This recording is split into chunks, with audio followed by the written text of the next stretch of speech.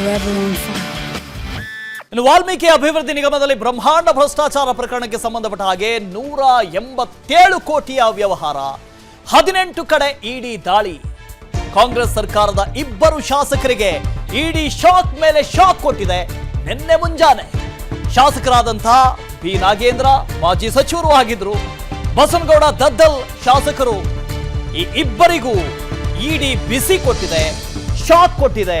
ನಿನ್ನೆ ಮುಂಜಾನೆ 2ನೇ ದಿನವೂ ಇವತ್ತೂ ಮುಂದುವರಿತಾ ಇದೆ ಇಡಿ ಅಧಿಕಾರಿಗಳ ಪರಿಶೀಲನೆ ದಾಳಿ.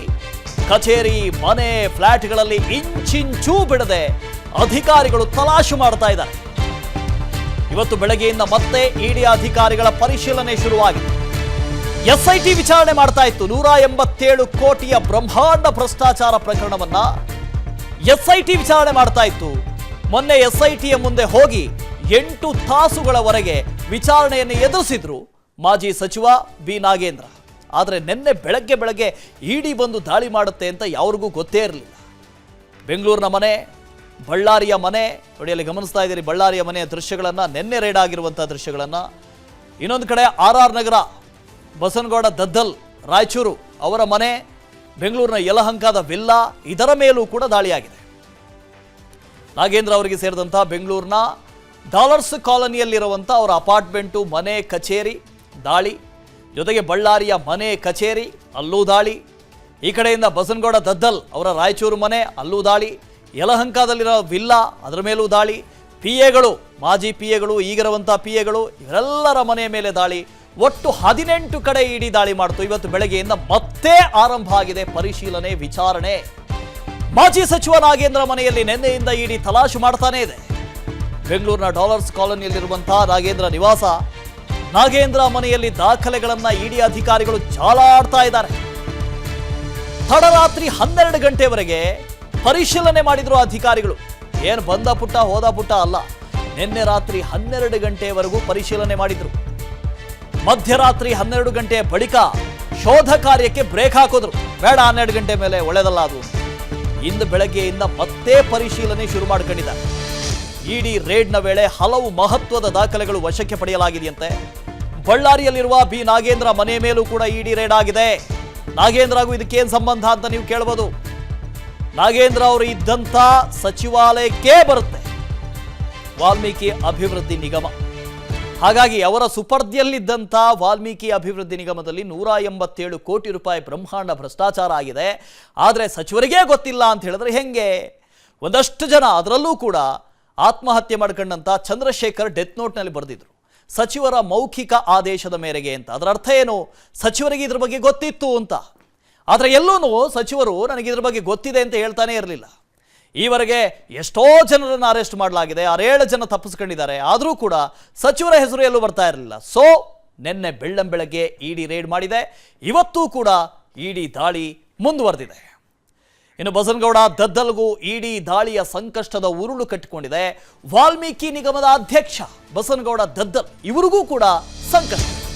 ಬೆಂಗಳೂರು, ರಾಯಚೂರು ನಿವಾಸದಲ್ಲಿ ಪರಿಶೀಲನೆ ಆಗ್ತಾ ಇದೆ. ನಿನ್ನೆ ಬೆಳ್ಳಂಬೆಳಗ್ಗೆ ಬೆಂಗಳೂರಿನ ನಿವಾಸಕ್ಕೂ ಬಂದರು. ಯಲಹಂಕದಲ್ಲಿ ಒಂದು ವಿಲ್ಲಾ ಇದೆಯಂತೆ, ಆ ವಿಲ್ಲಾಗೂ ಕೂಡ ಬಂದು ದಾಳಿ ಮಾಡಿದ್ರು. ಅದರ ಜೊತೆಗೆ ರಾಯಚೂರಿನ ಮನೆಯಲ್ಲೂ ದಾಳಿ ಆಯಿತು.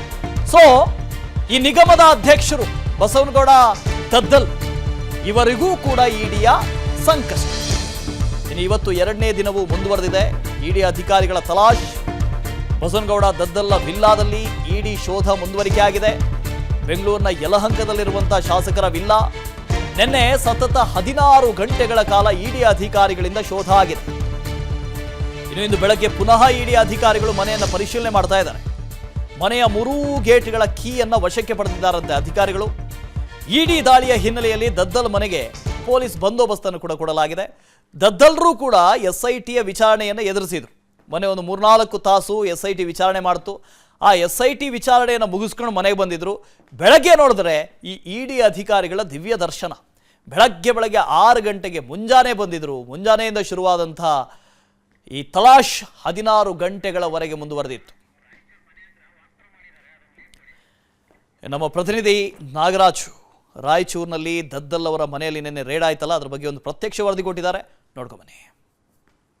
ರಾಯಚೂರಲ್ಲಿ ವಾಲ್ಮೀಕಿ ಅಭಿವೃದ್ಧಿ ನಿಗಮದ ಅಧ್ಯಕ್ಷರಾಗಿರ್ತಕ್ಕಂಥ ಬಸನಗೌಡ ದದ್ದಲ್ ಅವರ ನಿವಾಸದ ಮೇಲೆ ಇಡಿ ದಾಳಿ ಆಗಿರ್ತಕ್ಕಂಥದ್ದು. ಸರಿಸುಮಾರು 24 ಗಂಟೆಯಿಂದ ಕೂಡ ಇಡಿ ಅಧಿಕಾರಿಗಳು ಕೂಡ ತಮ್ಮ ಕಾರ್ಯಾಚರಣೆಯನ್ನ ಮಾಡ್ತಾ ಇದ್ದಾರೆ.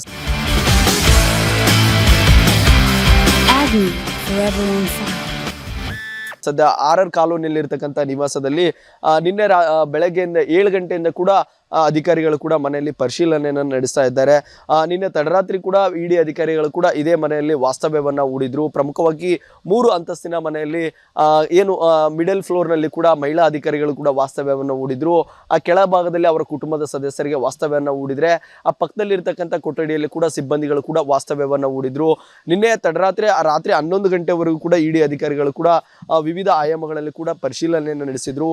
ಇವತ್ತು ಬೆಳಗ್ಗೆ ಜಾವಿನ ಕೂಡ 8 ಗಂಟೆಯಿಂದ ಕೂಡ ಮತ್ತೆ ಇಡಿ ಅಧಿಕಾರಿಗಳು ಕೂಡ ತಮ್ಮ ಕಾರ್ಯಾಚರಣೆಯನ್ನ ಶುರು ಮಾಡಲಿದ್ದಾರೆ. ಈಗಾಗಲೇ ತಮ್ಮೆಲ್ಲ ದಿನನಿತ್ಯದ ಚರಿಗಳನ್ನ ಮುಗಿಸ್ಕೊಂಡು ಮತ್ತೆ 8 ಗಂಟೆಯಿಂದ ಕೂಡ ಇಡಿ ಅಧಿಕಾರಿಗಳು ಫುಲ್ ಆಕ್ಟಿವ್ ಆಗಿ ಮತ್ತೆ ಆ ತನಿಖೆಯನ್ನ ಕೂಡ ಶುರು ಮಾಡ್ಲಿಕ್ಕಿದ್ದಾರೆ. ಒಟ್ಟಾರೆಯಾಗಿ ಈ ನಿವಾಸದಲ್ಲಿ ಶಾಸಕ ದದ್ದಲ್ ಅವರು ಕೂಡ ಉಪಸ್ಥಿತಿ ಇಲ್ಲ. ಅವರ ಹಳೆಯಾಗಿರ್ತಕ್ಕಂಥ ಚನ್ನಬಸು ಅವರಿದ್ದಾರೆ.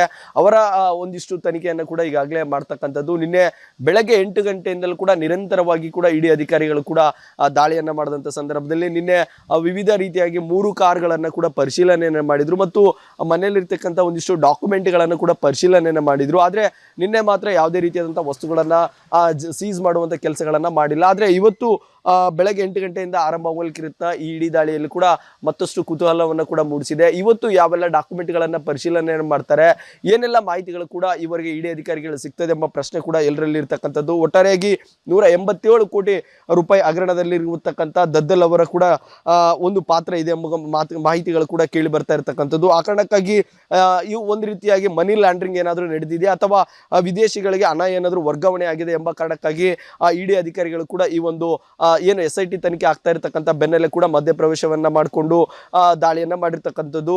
ಒಟ್ಟಾರೆಯಾಗಿ ನಿನ್ನೆ ಬೆಳಗ್ಗೆ 7 ಗಂಟೆಯಿಂದ ಆರಂಭವಾಗಿರ್ತಕ್ಕಂಥ ದಾಳಿ ಕೂಡ ಮುಂದುವರಿತಾ ಇದೆ. ಆದ್ರೆ ಇವತ್ತು ಅಂತ್ಯವಾಗ್ತದೆ ಅಥವಾ ನಾಳೆ ಕೂಡ ಮುಂದುವರಿತದೆ ಎಂಬ ಪ್ರಶ್ನೆ ಕೂಡ ಎಲ್ಲರಲ್ಲೂ ಮೂಡಿರ್ತಕ್ಕಂಥದ್ದು. ಕ್ಯಾಮರಾ ಪರ್ಸನ್ ರವಿಕುಮಾರ್ ಜೊತೆ ನಾಗರಾಜ್, ವಿಸ್ತಾರ ನ್ಯೂಸ್, ರಾಯಚೂರು.